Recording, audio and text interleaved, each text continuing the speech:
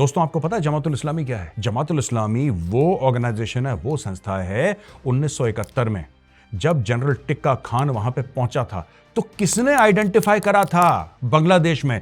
किसने बोला था कि उस घर के अंदर बंगाली इंटेलेक्चुअल है, उसको मारो? उसके अंदर एक लेखक है, एक बंगाली कवि है जो बंगाली नेशनलिज्म, बंगाली राष्ट्रवाद के बारे में बात करता है, उसको मारो। वो कॉलेज का प्रोफेसर है जिसने कल शाम को मीटिंग ली थी और बोला था कि नहीं, सोनार बांग्ला, उसको ये जमातुल इस्लामी वाले थे। वहां पे ये बात हो गई कि चाइना ने बोला 99 साल के लिए हमें दे दो, और यहां तक कि कुछ पासपोर्ट नुमा कागज भी लगा दिए वहां पे, बोला कि श्रीलंकन इसके अंदर नहीं घुसेगा, चाइनीज टेरिटरी है। आज की तारीख में क्या हो रहा है श्रीलंका में? आज की तारीख में जब चाइनीज जहाज, सर्वे वेसल्स वहां पे आना चाहती हैं तो श्रीलंका की सरकार कहती है ना, चल बना, वापस जाओ। चीन को ऐसे भगा रहे हैं जैसे कि सरकंडे खेत के बीच में जनवरी में जंगली सुअर को भगाते हैं ना, वैसे चाइना भागेगा। देखो मेरी बात सुनो। जय हिंद दोस्तों, मैं हूं मेजर गौरवारी और आप देख रहे हैं द चाणक्य डायलॉग्स। इस वीडियो को लाइक करिए, हमारे चैनल को सब्सक्राइब करिए, बेल आइकन दबाना बिल्कुल मत भूलिएगा। दोस्तों, एक कहावत है, मुझे लगता था कहावत ही है कि एक म्यान में दो तलवारें नहीं रह सकती, लेकिन ये कहावत नहीं है दोस्तों, ये सच्चाई है, एकदम सच्चाई है। इसमें म्यान है एशिया और तलवार भारत और चाइना। एक जमाना था जब भारत चीन से कहता था कि आप बड़े भाई बन लीजिए और हमें छोटा भाई बन के रहने दीजिए, हम लोग आराम से रहते हैं। लेकिन आज भारत के सुर बदल गए हैं। आज भारत के सुर बदल गए और भारत आज चीन से यह कह रहा है कि पूरे एशिया में सिर्फ एक भाई होगा, वो है भारत। और भारत ने इस पे काम भी शुरू। ये जो बात हम करते हैं ना गलवान की, दौलत बेग ओल्डी में ये हो गया, ट्राई जंक्शन में ये हो गया, फिंगर 4 फिंगर 3, ये सब जो मामला है पूरा, ये सब जो मामला है, और आप स्टार्ट कर लीजिए सिक्किम से, फिर ले जाइए अरुणाचल प्रदेश, फिर बोलिए उत्तराखंड की बात, पूरा लाइन ऑफ एक्चुअल। ये बात क्या है? ये बात है भारत के बढ़ते हुए कद की, भारत की डिप्लोमेसी की, भारत की अर्थव्यवस्था की, और चाइना की डिप्लोमेसी गिरती हुई, अर्थव्यवस्था गिरती हुई, चाइना के बैंक्स, चाइना का रियल एस्टेट, चाइना का फाइनेंशियल क्लाउड, ये मुरझाता हुआ। इसके पीछे जलन भी है, इसके पीछे कंपटीशन भी है, और दोस्तों सबसे बड़ी बात, इसके पीछे एक मिलिट्री स्टैंड ऑफ है। 500,000 troops face to face on the line of actual control, 3,500 kilometre लंबी line of actual control. Line of actual control का मामला यह है कि लाइन ऑफ एक्चुअल कंट्रोल जो है वो परसेप्शनल है। Actually there is no line of actual control. हम जो कहते हैं ना आराम से कि there is no line of actual control, line of actual control perceptional है। हम समझते हैं इधर है, चाइना समझता है इधर है, और बीच में समझ के ये 500,000 ट्रूप्स आपस में भिड़ रहे हैं। मैं ये सब आपको इसलिए बता रहा हूं दोस्तों क्योंकि आपको ऐसा अभी पता लगेगा, हाल फिलहाल में कुछ ऐसी चीजें हुई हैं जिसमें यह मालूम होता है कि जैसे शतरंज की बिसात बिछी हुई हो। यहां पे चीन ने एक चाल चली, भारत ने दूसरी चाल चली। ये चालें हैं क्या? हाल ही में भारत पहुंचे मॉरिशस, और भारत ने मॉरिशस में बात करी, यानी कि प्रधानमंत्री मॉरिशस पहुंचे, मॉरिशस के प्रधानमंत्री से बात करी। हवाई पट्टी ऑन, इंफ्रास्ट्रक्चर के प्रोजेक्ट्स ऑन, एनर्जी के प्रोजेक्ट्स ऑन, हेल्थ केयर के प्रोजेक्ट्स ऑन, और वहां पे नेवल बेस को बढ़ाने की बात। इससे चीन हो गया हैरान। हाल ही में चीन के जहाज को मना करा था कि तुम श्रीलंका पे डॉक नहीं कर सकते।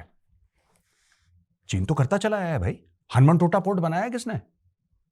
आप ये सोचिए कि हनुमानटोटा पोर्ट है, इतना बड़ा पोर्ट है, इतना बड़ा पोर्ट, अरबों डॉलर का, वो बनाया है किसने? जो लोग ये कहते हैं कि भारत की डिप्लोमेसी चीन के सामने फीकी पड़ रही है, फिर वो ठीक से दुनिया को देख नहीं पा रहे।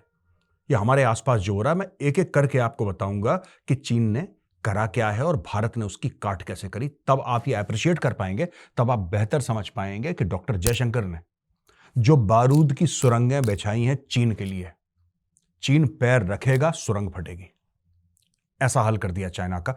इसीलिए प्रेशर लूजन ऑफ करने के लिए, प्रेशर लेट ऑफ करने के लिए, जब प्रेशर बन जाता है तो सीटी बजती है ना प्रेशर कुकर की, तब गलवान होते हैं। अब मैं आपको बताता हूं क्या हुआ। आप शुरू कर दीजिए म्यांमार से, ऊपर से शुरू करते हैं। जैसे भारत का नक्शा है ये, यहां से शुरू करते हैं। आप म्यांमार से शुरू करिए। म्यांमार में क्या हो रहा है? वहां पे almost state of civil war है। एक जमाने में चाइना कंट्रोल करता था, चाइना वुड कंट्रोल इट। आज की तारीख में कुछ नहीं पता। जो चाइना की सपोर्टेड हुंता है, जो चाइना की सपोर्टेड वहां पे मिलिट्री रेजिम है, वो ऑन द रन है, और कई गांव हैं जो चाइनीज बॉर्डर पे है, वो रिबेल्स ने कैप्चर कर लिया। उनकी फौज इतनी डर गई कि 100, 200, 300, पता नहीं कितने, मुझे तो आइडिया नहीं कितने लोग आ गए अंदर। आर्मी के उनके हथियार समेत भारत में आके इंडियन आर्मी के सामने हथियार डाले, बोला भाई साहब शरण दे दो, मार मार के दुम्बा बना दिया हमारा वहां पे। नेपाल, केपी शर्मा ओली। केपी शर्मा ओली को कंट्रोल करने वाली उस जमाने की चाइनीज एम्बेसडर एक लेडी थी। वो केपी शर्मा को कठपुतली जैसे चलाती ना, वैसे चलाती थी कठपुतली केपी शर्मा ओली। और केपी शर्मा ओली ने बहुत बकवास भारत के लिए करी। केपी शर्मा ओली गया। प्रचंड जो है वो एक न्यूट्रल आदमी है और काफी हद तक प्रो इंडिया भी है, लेकिन वो न्यूट्रल स्टांस रखता है। लेकिन नेपाल में एक और चीज शुरू हो गई। राजशाही को वापस बुलाने की मुहिम जारी हो गई सड़क में। और लोग कहते हैं कि जैसे नेपाल एक समय में था हिंदू राष्ट्र, वैसे नेपाल हिंदू राष्ट्र दोबारा बनना चाहिए। रोज सड़क पे प्रोटेस्ट मार्च निकल रहे हैं। मैं ये नहीं कह रहा कि भारत ने करवाया है, इसलिए भारत ने नहीं करवाया क्योंकि ये एक जमाने में था हिंदू राष्ट्र, फिर बाद में सेक्युलर बना। वो कहना है कि वापस हिंदू राष्ट्र, वहां पे हिंदू अक्सरियत में है, हिंदू मेजॉरिटी में है, बनना चाहिए, बन रहा है। बांग्लादेश में पाकिस्तानी आर्मी और आईएसआई की फंडेड जमातुल इस्लामी। दोस्तों आपको पता है जमातुल इस्लामी क्या है? जमातुल इस्लामी वो ऑर्गेनाइजेशन है, वो संस्था है 1971 में जब जनरल टिक्का खान वहां पे पहुंचा था तो किसने आइडेंटिफाई करा था बांग्लादेश में? किसने बोला था कि उस घर के अंदर बंगाली इंटेलेक्चुअल है, उसको मारो। उसके अंदर एक लेखक है, एक बंगाली कवि है जो बंगाली नेशनलिज्म, बंगाली राष्ट्रवाद के बारे में बात करता है, उसको मारो। वो कॉलेज का प्रोफेसर है जिसने कल शाम को मीटिंग ली थी और बोला था कि नहीं सोनार बांग्ला, उसको ये जमातुल इस्लामी वाले थे। ये रेडिकल इस्लामिस्ट हैं और ये शुरू से ही पाकिस्तान के सगे रहे हैं। और वो बीज जो पाकिस्तान ने बोया था, आज की तारीख में आप देखते ना इतने हिंदुओं को मार दिया, वो जो रेडिकलाइजेशन फैल रहा है बांग्लादेशी सोसाइटी में, that is because of Jamaatul Islami. लेकिन वहां पे भी क्या हुआ कि शेख हसीना दोबारा इलेक्शन जीती। काफी लोगों ने हल्ला करा, पॉलिटिकल पार्टीज तो थी नहीं, ऑपोजिशन पार्टीज थी नहीं, ये वो फलाना ढिमका, उससे क्या फर्क पड़ता है? She is the prime minister of Bangladesh and she is pro Indian. आपको पता है एक इंडियन आर्मी के कर्नल साहब थे, जब लड़ाई चल रही थी पाकिस्तान और इंडिया की, तो इनकी फैमिली को सराउंड कर लिया था। मैं शेख मुजीबुर रहमान के परिवार की बात कर रहा हूं। और उनकी बेटी जो आज की तारीख में प्रधानमंत्री है बांग्लादेश की, पूरे परिवार को सराउंड कर लिया था। एक कर्नल साहब इंडियन आर्मी के, उनके पूरे परिवार को सेफली इंडिया लेकर आए थे। तो वो छोटी बच्ची उस समय की आज की तारीख में बनी प्रधानमंत्री बांग्लादेश की। वो कैसे भूल जाएगी? वो किस तरीके से भूल सकती है भारत को? तो ये बांग्लादेश के साथ रिश्ते हैं। यहां पे नेपाल से बिजली खरीदी जा रही है और बांग्लादेश को बेची जा रही है। क्या भारत को बिजली की जरूरत है? भारत खुद अपनी इतनी बिजली बनाता है। लेकिन अपने दोस्तों को ऑब्लाइज करने के लिए, राइट, अपने दोस्तों को ऑब्लाइज करने के लिए नेपाल से बोला अच्छा ठीक है, पहाड़ी क्षेत्र है, नदी नाले हैं, तुम लोग बिजली बनाते हो, कोई दिक्कत नहीं, हम तुमसे बिजली खरीदते हैं। उनसे बिजली खरीदी, यहां पे धीरे से आपने सप्लाई कर दी, इंपोर्ट्स आपने बढ़ा लिए बांग्लादेश से।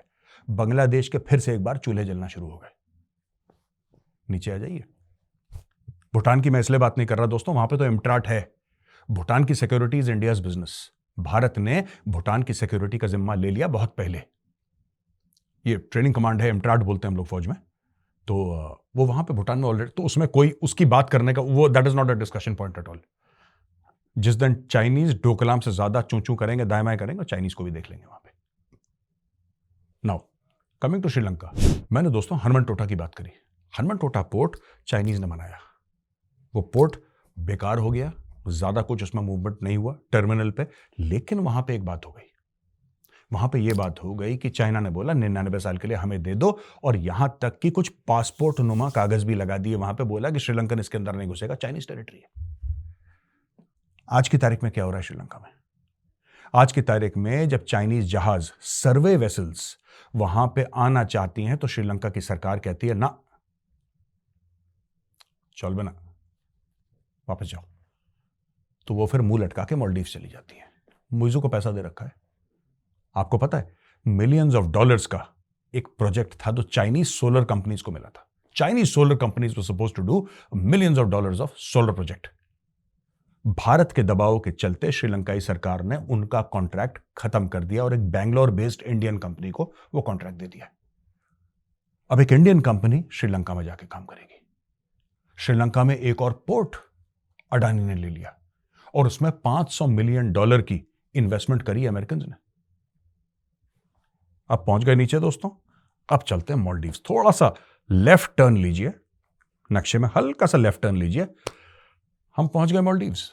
मॉलडीव्स में क्या हो रहा, मैं आपको पूरा जियोपॉलिटिकल सिनेरियो समझा रहा हूं, क्योंकि मेरे पास कई फोन मेजर साहब क्या होगा, ये हमें समझ में नहीं आ रहा, चीन कोई नहीं। चीन को ऐसे भगा रहे हैं जैसे कि सरकंडे खेत के बीच में जनवरी में जंगली सुअर को भगाते हैं ना, वैसे चाइना भागेगा। देखो मेरी बात सुनो। अब देखो, हम पहुंचे मॉलडीव्स। मॉलडीव्स में गेम हुआ, मुइजू ऊपर बैठ गया, लेकिन मुइजू की सरकार के पास एब्सोल्यूट मेजॉरिटी नहीं है। 56 वोट चाहिए, 56 वोट मुइजू को लुढ़काने के लिए, और वो 56 वोट अपने पास हैं। जब मैं कहता हूं अपने पास हैं, मेरा मतलब है द डेमोक्रेट्स और मॉलडीवियन डेमोक्रेटिक पार्टी, दो पार्टीज हैं, इनके पास वो 56 वोट है। आज नहीं तो कल, नहीं तो अगले साल, नहीं तो 2 साल के बाद मुइजू को लुढ़का दिया जाएगा दोस्तों। 100% लुढ़का दिया जाएगा मुइजू को। ये अब लाइन पे आना शुरू हो गया है। ये कहता है कि हमें भारत के साथ ट्रेड बढ़ानी है। ये कहता है कि यार हमें ना भारत के साथ और इंपोर्ट एक्सपोर्ट करनी पड़ेगी। क्यों? क्या हुआ मुइजू? चाइना टूरिस्ट नहीं भेज रहा? क्या हुआ? गला क्यों सूख गया तुम्हारा यार? ये तो बताओ यार। आप समझो ना एक बात, मोहम्मद मुइजू ने बड़े चौड़े होकर बोला था इंडिया आउट, इंडिया आउट, इनके फौजी बाहर भेजो, बाहर भेजो, हमें नहीं चाहिए इंडिया फौजी। क्या हुआ? हमने बोला ठीक है फौजी नहीं चाहिए, कोई बात नहीं, फौजी जा रहे हैं, सिविलियन आ रहे हैं। वो जो हमारे सिविलियन हैं, क्या वो फौजी से कम है? क्या उनकी देशभक्ति भारत के लिए फौजियों से कम है? बिल्कुल टक्कर के लोग हैं यार। They will operate the helicopters, they will operate the Dornier aircraft. हमारा पहले जैसा बना हुआ था दबदबा मॉलडीव्स में अभी भी बना हुआ है, क्योंकि मॉलडीव्स की पार्लियामेंट में भारत और चीन को लेकर पार्लियामेंट के फ्लोर पे जूतालात हुई है। देखिए छोटा सा वीडियो।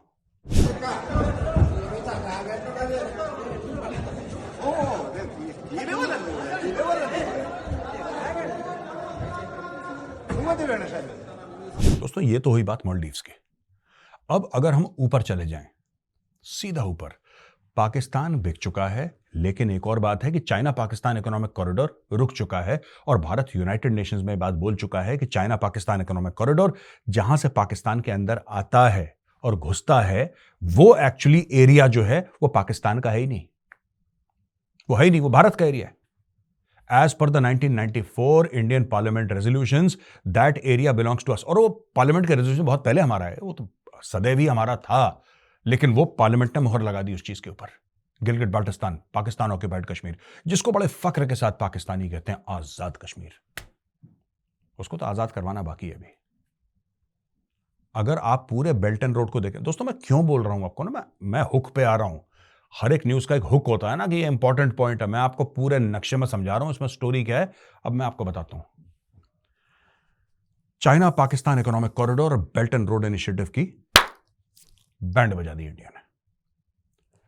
यह शुरू हो रहा है भारत से, the India middle east Europe economic corridor. मैं दोबारा रिपीट करता हूं, India middle east Europe economic corridor.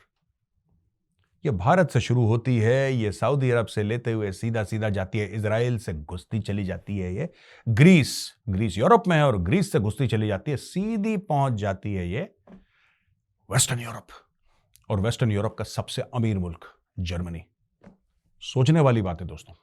हाल ही में प्रधानमंत्री मोदी जी ने यह डिक्लेयर करा था कि यूपीआई ग्रीस यूज करेगा। यूएई में ऑलरेडी है, भारत में ऑलरेडी है। आप नक्शा देखिए, आपको यह पता लग जाएगा कि जहां जहां यह कॉरिडोर जारी है वहां वहां यूपीआई इनके साथ जा रहा है आगे। अब आप देखिएगा, जहां जहां यह कॉरिडोर जा रही है वहां वहां यूपीआई इसके साथ ट्रैवल कर रहा है। यानी कि भारत की टेक्नोलॉजी, भारत का डेटा, भारत का रसूख आगे बढ़ रहा है। अब यह सब मैंने आपको इसलिए बताया क्योंकि चाइना का बैंड बज गया, और चाइना का बैंड बज गया। चाइना बहुत परेशान है यार, बहुत ज्यादा परेशान है। चाइना का यह कहना है कि किसी तरीके से भारत के ऊपर प्रेशर डालो, और प्रेशर डालते रहो। पाकिस्तान, अपने पालतू पाकिस्तान को यह बोलो कि तुम कभी भौंको, कभी काटो, कभी कुछ ऐसा करो कि जिससे भारत अनसेटल हो जाए। इसलिए जम्मू एरिया में आपने देखा, खासतौर से रजौरी में आपने देखा, सूरनकोट के एरिया में आपने देखा कि हाल ही में टेरर अटैक्स होना शुरू हो गए थे। वो वहां पर ठाठा चल रही है, ठीक है। हमारे कई भाई वीरगति को प्राप्त हुए। ये क्यों हो रहा है? ये इसलिए हो रहा है दोस्तों क्योंकि चाइना, देखिए, China line of actual control पे प्रेशर बढ़ाता है। उस प्रेशर को काउंटर करने के लिए भारत एडिशनल ट्रूप्स भेजता है। जब भारत एडिशनल ट्रूप्स भेजता है, वो कहां से भेजता है? This is like the uniform force. आपने यूनिफॉर्म फोर्स भेजी, आपने कुछ और भेजा, आपने रिपर्पस कर दिया वन स्ट्राइक कोर को, तो वन स्ट्राइक कोर तो मथुरा में, वो उसको छोड़ दो, दैट्स अ सेपरेट केस, ठीक है ना, आप उसको छोड़ दो। मैं बात कर रहा हूं कश्मीर वैली की, जहां पे टेररिज्म हो रही है, राइट? वहां से आपने उठा के लोग ऊपर डाल दिए, तो आपने फिर यहां पे कुछ छुटपुट शुरू करा कि वो लाइन ऑफ एक्चुअल कंट्रोल से वापस आ जाए। और पाकिस्तान ने कोशिश करी कि लाइन ऑफ कंट्रोल से इन्फिल्ट्रेशन दोबारा शुरू हो जाए। ये सब जब नाकामयाब हो गया, फिर चाइना ने मुंह सुजा के बैठ गया। यहां पे उत्तर भारत एरिया को रिपर्पस कर दिया, उसको बोला कि प्रॉपर कोर बनेगी, और टीथ एंड फैंग्स दे दिए 17 कोर पानागढ़, जो कि वेस्ट बंगाल में है, जो कि भारत की एकमात्र माउंटेन स्ट्राइक कोर है। आपको क्या लगता है, जब भारत कहता है नेवी के लिए हम इतने राफेल खरीदेंगे, हम ये खरीदेंगे, वो खरीदेंगे, दुनिया भर के लोग यहां पे आते हैं। आपने पिछली बार कब सुना था कि चाइना में वर्ल्ड के लीडर्स जाना, मतलब जो वेस्टर्न वर्ल्ड है उसके लीडर्स गए चाइना? कौन को, आप बताइए मुझे। अगर आपको भारत में जिस तरीके से आते हैं, आपको लगता है कि वेस्टर्न वर्ल्ड के लीडर्स उसी प्रकार से चाइना में जाते हैं? India has to be the most visited country on अर्थ।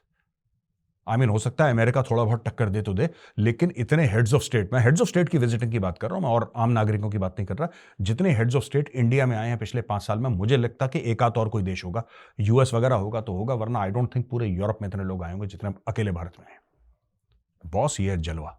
अब बात होती है यूनाइटेड नेशन सिक्योरिटी काउंसिल की, और यूनाइटेड नेशन सिक्योरिटी काउंसिल में भारत ने एक बीज बोया, बोला कि यार देखो, ये जो यूनाइटेड नेशन सिक्योरिटी काउंसिल है, इसके 5 मेंबर है, इसके 5 मेंबर है, और ये जो 5 मेंबर हैं, ये कब तय करे गए थे? ये तब तय करे गए थे जब सेकेंड वर्ल्ड वॉर खत्म हुआ था। सेकेंड वर्ल्ड वॉर खत्म हुआ, इंग्लैंड का जो तारा था, इंग्लैंड का जो स्टेटस था, इंग्लैंड का जो लेवल था, वो गिर चुका था। सेकेंड वर्ल्ड वॉर के बाद England was broke, England was almost bankrupt, और हर जगह जो कॉलोनीज थे इंग्लैंड की, जैसे भारत, हर जगह फ्रीडम मूवमेंट के बारे में बातें चलने लगी थी और लोग इंग्लैंड से अलग होना शुरू हो गए थे सेकेंड वर्ल्ड वॉर के बाद, क्योंकि दम ही नहीं रहा था इंग्लैंड में, और हर जगह ये आजादी की मुहिम और तेज और तेज और तेज हो रही थी। उस समय United Nation Security council declare करी गई, बोला कि इसके 5 मेंबर होंगे अमेरिका, रूस, फ्रांस, यूके, चाइना। चाइना उस समय बहुत गरीब मुल्क था, और कई लोगों का यह कहना है कि भारत को मौका मिला था, लेकिन हमारी लीडरशिप ने मना कर दिया, बोला चाइना को दे दो, इसके ऊपर किसी और दिन बहस करेंगे, आज वो दिन नहीं है। दोस्तों, रिसर्च ये बताती है कि भारत ने बोला है कि हम असल में दावेदार हैं यूनाइटेड नेशन सिक्योरिटी काउंसिल की एक परमानेंट मेंबरशिप के लिए। और भारत ने अपने आप को दावेदार क्यों बताया दोस्तों? Because India says we are the net security providers in the Indian Ocean region. क्योंकि भारत कहता है कि हमारी दुनिया की सबसे बड़ी वॉलंटरी स्टैंडिंग आर्मी है। चाइना की आर्मी न्यूमेरिकली ज्यादा है, लेकिन वो वॉलंटरी आर्मी नहीं है। वॉलंटरी आर्मी इंडिया की है, दुनिया की सबसे बड़ी। भारत कहता है कि हमने दुनिया भर को वैक्सीन दी जब दुनिया को जरूरत थी। अमेरिका ने दी, यूरोप ने दी, चाइना ने तो वायरस दिया, दर्द उसने दिया, दवा हमने दी। आज की तारीख में वर्ल्ड की 5th लार्जेस्ट इकोनॉमी है, और मोदी जी बोल चुके हैं साफ साफ कि 3rd लार्जेस्ट इकोनॉमी हो जाएगी। 4th लार्जेस्ट हमारा स्टॉक मार्केट है, ये 3rd लार्जेस्ट हो जाएगा 2 साल में। तो आपको क्या लगता है, साइंस एंड टेक्नोलॉजी की डेवलपमेंट क्या आज आप ये देखिए, जो आप 1945 में सिनेरियो था, सब कुछ बदल चुका है, और इसलिए भारत कह रहा है कि India deserves its rightful place as a permanent member of the United Nation Security Council. अच्छा, 5 मेंबर में से 4 हमें सपोर्ट करते हैं, चाइना मना कर रहा है। चाइना क्यों मना कर रहा है दोस्तों? चाइना को अगर चाइना अपने आप में कॉन्फिडेंट होता, क्या चाइना को कोई प्रॉब्लम थी? चाइना कहता आ जाओ, तुम भी आ जाओ यार, हम भी बैठे, आ जाओ, देख लेंगे। नहीं, चाइना ने सारे, जिसको कहते हैं ना, अपने जो दाव पेंच लगा दिए कि किसी तरीके से भारत की परमानेंट मेंबरशिप रोक दे। That is what China wants to do, क्योंकि उसको पता है अगर भारत वहां पे बैठ गया, फिर चाइना की एक ना चलेगी।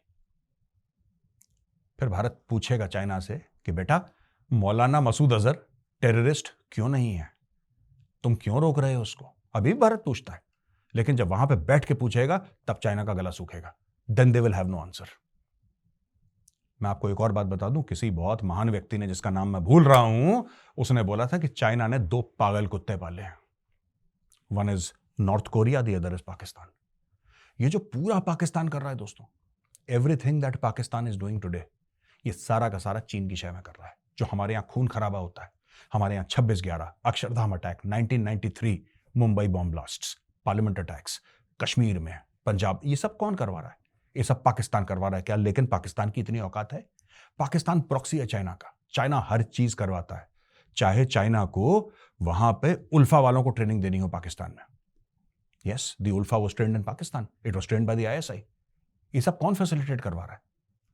क्योंकि काफी समय से चीन को एक बात पता है, काफी समय से, अगर पूरे एशिया में या पूरी दुनिया को लगा लीजिए, अगर एक कोई शक्ति है या महाशक्ति है जो चीन को सीधा टक्कर दे सकती है और चीन को पछाड़ सकती है, वो भारत है। क्यों? क्योंकि India is a democracy. Bharat democracy, और डेमोक्रेसी में बहुत ताकत होती है। चाइना डरती है, अपने खुद के लोगों से डरती है चाइना, इसलिए चाइना हर बार भारत को रोकने की कोशिश करती है। चाइनीज आते हैं भारत, मैं उनसे मिल चुका हूं यार, मैं उनके साथ बिजनेस कर चुका हूं इंडिया में। When they come to India, वो बोलते कुछ नहीं है, दे डोंट से एनीथिंग, पर उनकी आंखों से पता लगता है, क्योंकि उनको लगता है ना दूसरा जासूसी कर रहा होगा, एक साथ चलते हैं 8-10 एक साथ। चाइनीज की खास आदत है, झुंड में चलते हैं ये लोग।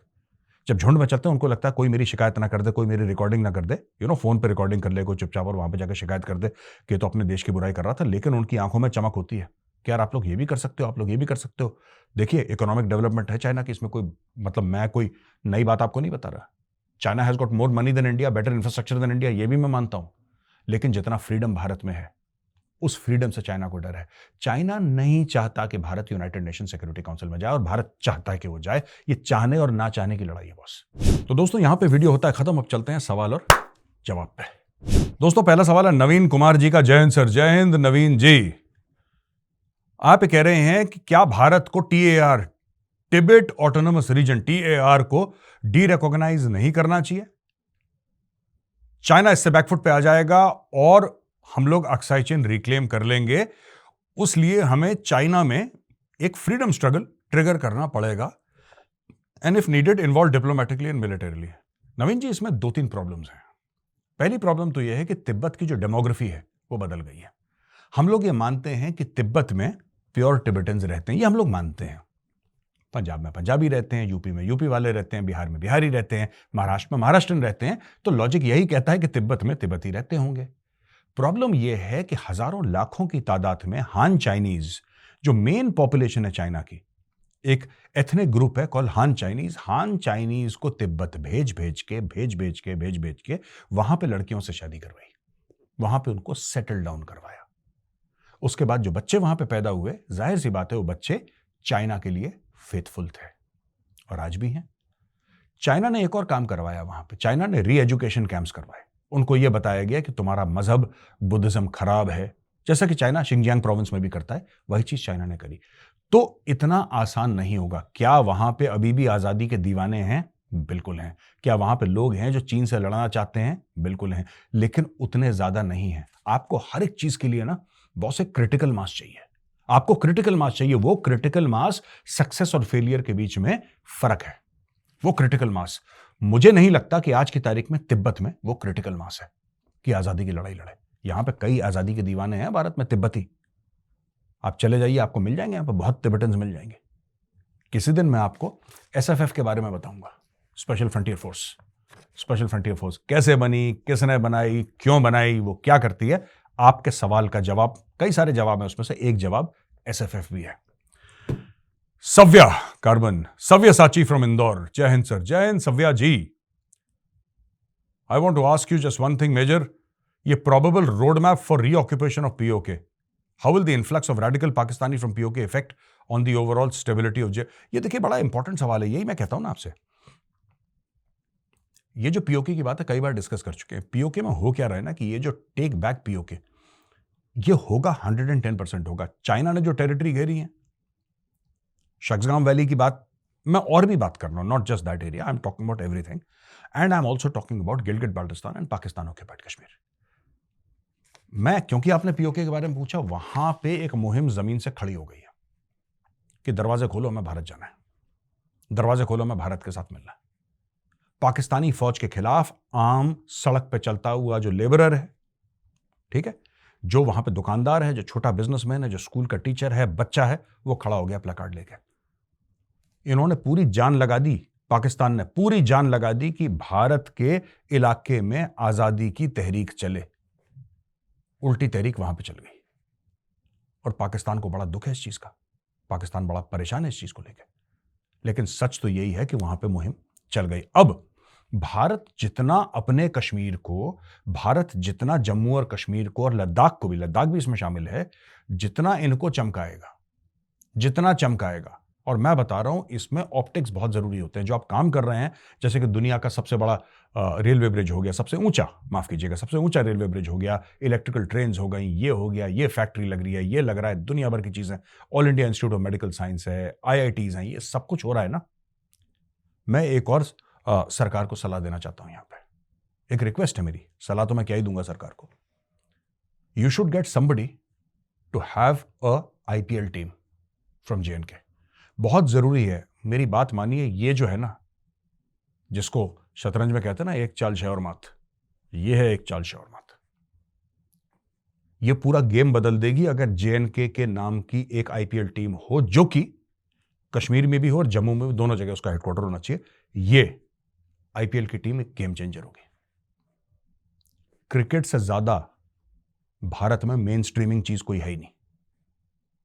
क्रिकेट से ज्यादा कोई मेन स्ट्रीमिंग चीज है ही नहीं। वो तो पाकिस्तान के पास पैसा नहीं है, गरीब हैं, फुकरे हैं, बेकारी हैं, वरना वो लोग कर देते हैं। उनका तो वैसे ही बेड़ा गर्क है PSL का मैं देख रहा था किसी के पूरा स्टेडियम में, वो मजाक उड़ा रहा था जो कमेंटेटर है। PSL का मैच हुआ, वो कमेंटेटर क्या मजाक उड़ा रहा है, कह रहा है कि मैदान में ज्यादा लोग हैं और ऑडियंस कम है। कह रहा प्लेयर ज्यादा है, ऑडियंस कम है।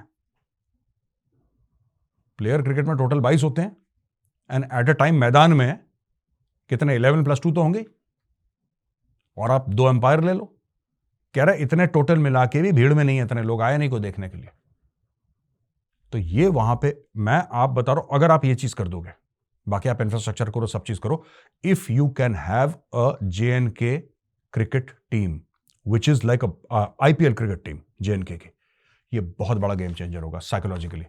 ये जितना पाकिस्तान को साइकोलॉजिकली डैमेज करेगी ना, क्योंकि मैं जानता हूं पाकिस्तानियों को, मैं पाकिस्तानियों की रग रग से वाकिफ हूं। और एक और चीज मैं अपने बारे में बता दूं आपको, मुझे सिर्फ पाकिस्तानी फौज में या पाकिस्तानी पॉलिटिक्स में इंटरेस्ट नहीं है।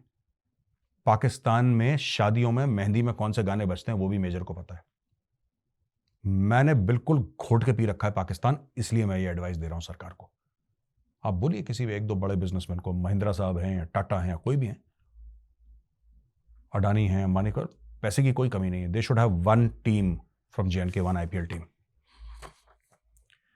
अतुल शर्मा, हमारे पास कोई स्टेल्थ एयरक्राफ्ट नहीं है, what are your thoughts, how will India counter the threat of Kaan. ये देखिए, ये सवाल ना मैं पहले डील कर चुका हूं इस सवाल से, इसका सवाल का जवाब दे चुका हूं। ये J-31 वगैरह ना, ये चाइना के, ये सब, ये देखो कान है, this is not trusted in combat. J-31 China है, झूठ बोलते हैं। I am not convince China, ये I am not convince that China has what they are claiming.